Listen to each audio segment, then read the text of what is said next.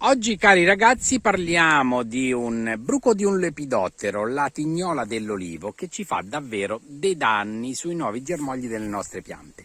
Perché è importante andare a monitorare la nostra pianta? Perché quando noi iniziamo a vedere i giovani e teneri germogli, come stiamo vedendo qui, tutti mangiucchiati, vediamo qua un altro esempio eclatante, questo è un piccolo lepidottero di una piccola farfalla, quindi il bruco di questa farfalla che va a mangiarci la nuova e fresca cavata e la riduce in questo stato qui, se la mangia completamente e seccherà. Vediamo anche qua un altro esempio, eccoci qui, vedete? Tutta rosicchiata. Perché è importante andare a monitorare la pianta e combattere questo lepidottero?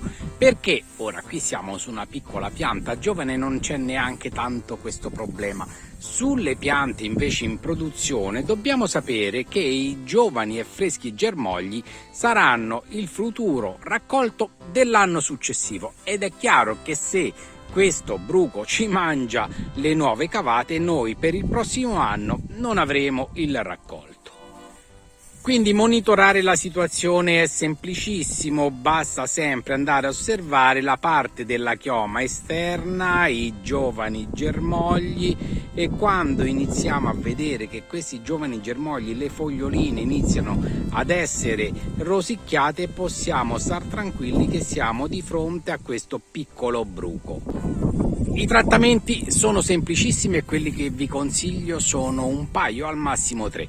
Il primo è il migliore, il più biologico perché è selettivo, è fare un bel trattamento con il Bacillus thuringiensis e vedrete che abbiamo eliminato il problema.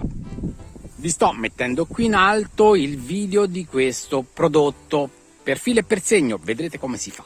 Un altro prodotto è l'utilizzo del piretro naturale, un insetticida a largo spettro. Cerchiamo di trattare sempre in tarda serata in modo che gli insetti impollinatori non ci sono sulla pianta. Acidifichiamo l'acqua, vi sto mettendo di nuovo qui in alto il link del video.